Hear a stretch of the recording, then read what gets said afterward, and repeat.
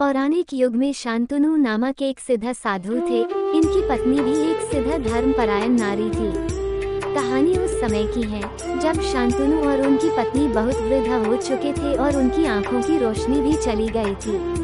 इन दोनों का एक पुत्र था जिसका नाम था श्रवण कुमार। श्रवण कुमार बहुत ही सरल स्वभाव का व्यक्ति था।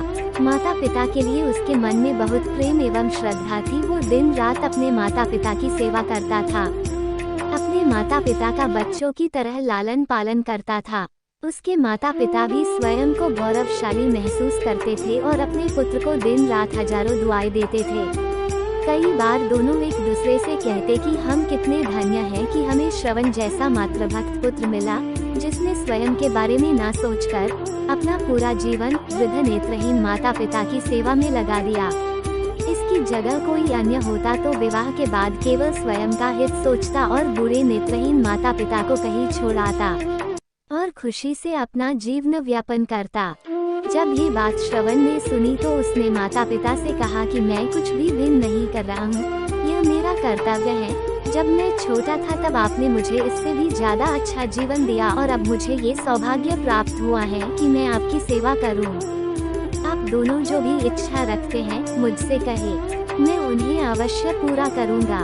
तब शांतनु और उसकी पत्नी कहते हैं, पुत्र श्रवण, हम दोनों की आयु बहुत हो चुकी है, अब जीवन का कोई भरोसा नहीं है।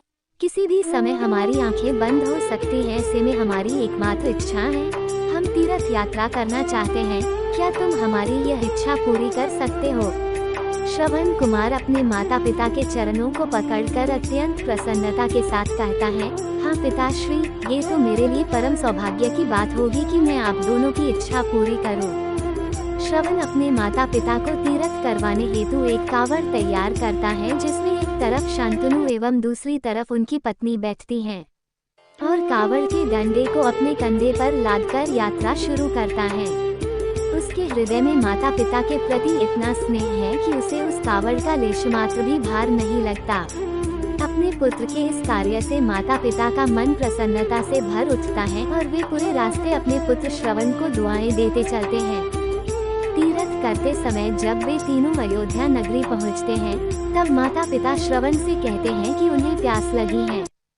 श्रवण कावड़ को जंगल में रखकर हाथ में पत्तों का पात्र बनाकर सरयू नदी से जल लेने जाता है। उसी समय उस वन में अयोध्या के राजा दशरथ आखेट पर निकले थे और उस घने वन में वह हिरण को शिकार बनाने के लिए उसके पीछा कर रहे थे।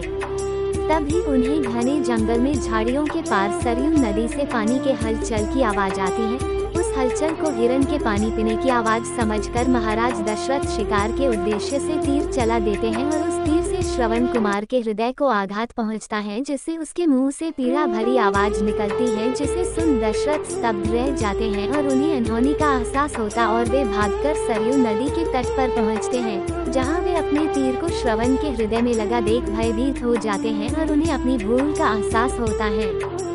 दशरथ श्रवण कुमार के समीप जाकर उससे क्षमा मांगते हैं।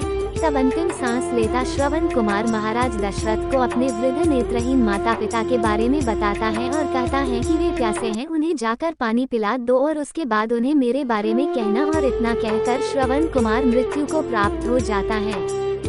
भारी हृदय के साथ महाराज दशरथ श्रवण के माता पिता के पास पहुँचते हैं और उन्हें पानी पिलाते हैं। माता पिता आश्चर्य से पूछते हैं, उनका पुत्र कहाँ है? वे भले ही नेत्रहीन हो, पर वे दोनों अपने पुत्र को आहट से ही समझ लेते थे। माता पिता के प्रश्नों को सुन महाराज दशरथ उनके चरणों में गिर जाते हैं और बीती घटना को विस्तार से कहते हैं। पुत्र की मृत्यु की खबर सुनकर माता पिता रोने लगते हैं और दशरथ से उन्हें अपने पुत्र के पास ले जाने को कहते हैं। महाराज दशरथ कावड़ उठाकर दोनों माता पिता को श्रवण के शरीर के पास ले जाते हैं।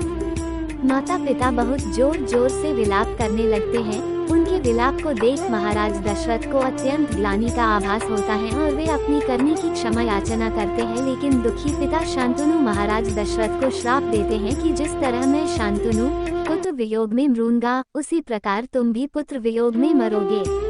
इतना कहकर दोनों माता पिता अपने शरीर को त्याग मृत्यु को प्राप्त हो जाते हैं। महाराज दशरथ श्राप मिलने से अत्यंत व्याकुल हो जाते हैं और कई वर्षों बाद जब उनके पुत्र राम का राज्य अभिषेक होता है, तब माता कैकेयी के वचन के कारण राम, सीता और लक्ष्मण को 14 वर्षों का वनवास स्वीकार करना पड़ता है और इस तरह महाराज दशरथ की मृत्यु भी पुत्र वियोग में होती है।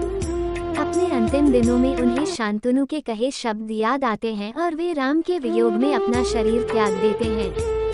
हमें ये कहानी यही शिक्षा देती है कि बिना लक्ष्य को देखे उसे भेदना कई बार आपको गलती का पात्र बना देता है और आप ना चाहते हुए भी दूसरों के दैख का कारण बन जाते हैं। ये थी श्रवण कुमार की कहानी। अपनी माता पिता भक्ति के कारण ही श्रवण कुमार पुराणों में जीवित है। श्रवण कुमार सदैव अपनी मातृभक्ति के लिए जाने जाते हैं। उन्हीं की कहानी सुनाकर माता पिता अपने बच्चों को संस्कारित करते हैं।